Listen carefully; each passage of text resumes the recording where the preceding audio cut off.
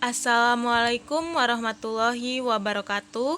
Nama Sonia Erina Tanti, NPM 1904011031. Di sini saya akan menjelaskan materi tentang keahlian mendengar dan merespon dari tugas Human Relation. Keterampilan berbicara atau yang disebut sebagai retorika merupakan seni berbicara yang bisa dimiliki seseorang yang bertujuan untuk menyampaikan pesan lisan secara efektif sebagai bentuk komunikasi kepada orang lain. Sebagai seni, keterampilan berbicara merupakan seni keterampilan yang elegan, ekspresif, dan kreatif. Di dalam kesenian kita selalu melihat orang-orang yang bertemu dan berbicara dengan orang lain dengan mudah. Adapun langkah-langkah meningkatkan mendengar yaitu yang pertama, mengajukan pertanyaan, yang kedua, lakukan kontak mata, yang ketiga, mengangguk dan tersenyum, dan yang keempat, meniru bahasa tubuh pembicara. Di sini saya akan menjelaskan satu persatu ya. Yang pertama, mengajukan pertanyaan. Mengajukan pertanyaan membuat orang lain berpikir bahwa kamu memberikan perhatian yang benar-benar mendengarkan mereka. Tujuan minat pada topik yang sedang dibicarakan dengan bertanya tentang detail lebih lanjut. Yang kedua, lakukan kontak mata. Melakukan kontak mata dengan orang lain menunjukkan bahwa kamu mendengarkan dan mencoba untuk memahami topik yang sedang dibicarakan. Hal penting untuk dilakukan adalah jangan sampai cara kamu melakukan kontak mata terlalu tegas dan terkesan mengintimidasi. Penting untuk memperhatikan durasi saat akan melakukan kontak mata, sebab tidak mudah orang percaya diri untuk melakukan kontak mata dalam jangka waktu yang lama. Menjaga postur tubuh tetap terbuka dan menyambut sikap yang ramah dan terbuka saat membantu para pembicara untuk berkomunikasi dengan lebih baik. Yang ketiga, mengangguk dan tersenyum. Sikap ini memperlihatkan kepada orang lain bahwa kamu setuju dengan apa yang sedang mereka sampaikan, dan semua orang menyukai jika ada yang setuju dengan mereka.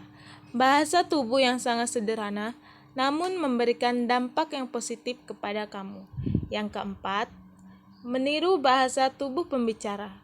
Sedikit trik yang bisa kamu lakukan adalah dengan meniru bahasa tubuh yang sedang dilakukan pembicara. Melakukan hal ini menunjukkan bahwa kamu memiliki sikap yang empati kepada mereka.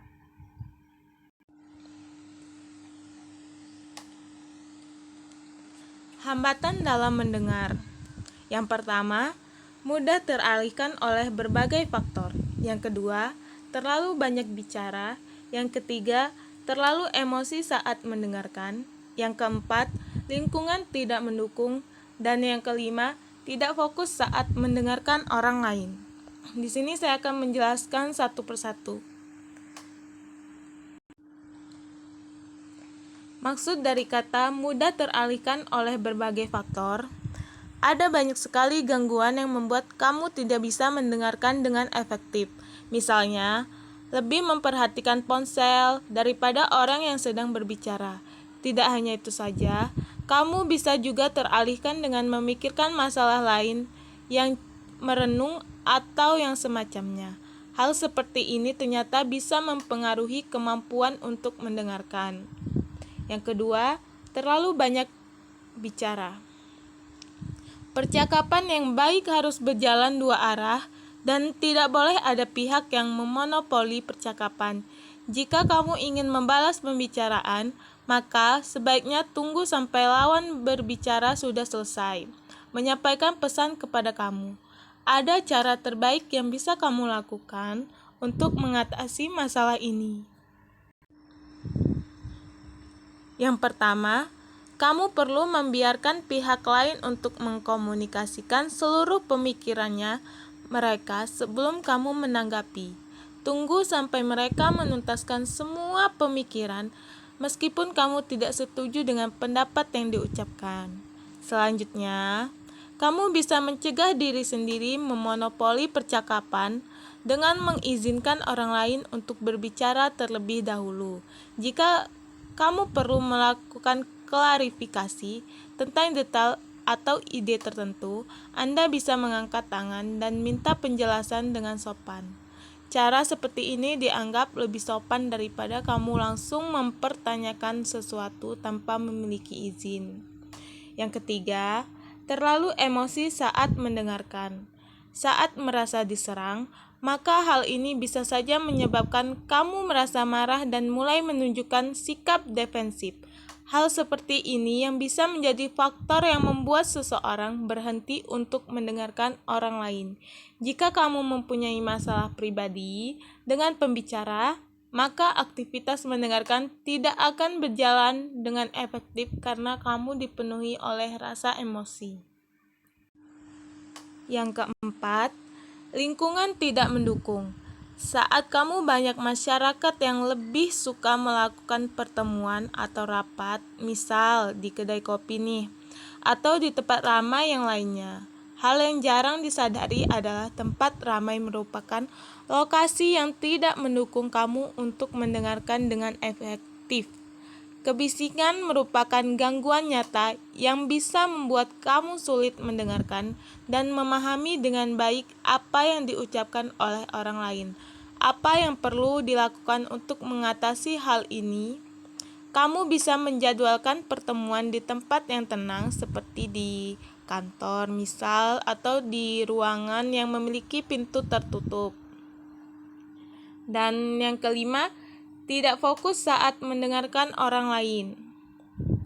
Tidak fokus mendengarkan adalah suatu kondisi saat pikiran kamu mengembara ke tempat yang lain dan tidak memperhatikan apa yang sedang diucapkan oleh orang lain. Tidak fokus dengan lawan bicara membuat kamu tidak bisa memahami dengan baik apa yang sedang diucapkan. Sebenarnya, untuk mengatasi masalah di atas sangatlah sederhana, di mana kamu hanya perlu fokus untuk setiap kalimat yang sedang diucapkan lawan bicara. Jangan meremehkan lawan bicara, meskipun saat ini kamu memiliki posisi atau jabatan yang lebih tinggi dari lawan bicara. Anggap saja lawan bicara kamu memiliki informasi yang dibutuhkan dan penting untuk disimak. Kemampuan untuk mendengarkan dan dengan efektif sebenarnya sangat berkaitan erat dengan kemampuan komunikasi yang baik. Artinya, jika kamu memiliki keterampilan komunikasi yang efektif, maka kamu pasti memiliki keterampilan mendengar yang lebih baik. Nah, di sini bagaimana cara untuk melatihnya? Cara untuk melatihnya, kamu bisa memulainya dengan membaca buku yang berkaitan dengan keterampilan mendengar dan berkomunikasi yang efektif. Ada banyak sekali praktisi dan ahli menulis buku tentang kemampuan public speaking dan sejenisnya. Jika kamu tidak suka membaca buku, maka pilihan bisa dijatuhkan dengan mengikuti workshop atau pendidikan nonformal yang disediakan oleh lembaga tertentu. Mengikuti pendidikan seperti ini memungkinkan kamu untuk bisa mempraktikkan kemampuan tersebut saat belajar. Mendengarkan membuat seseorang bisa memberikan umpan balik yang konstan, dan inilah yang membuat rekan atau keluarga menilai bahwa kamu cukup pandai untuk memberikan respon yang tepat. Aktif mendengarkan apa yang disampaikan orang lain juga bisa membuat kamu menjadi sosok yang karismatik. Inti dari komunikator yang baik adalah peran kamu untuk lebih banyak mendengarkan, bukan hanya berbicara. Baiklah, sekian materi dari Sonia.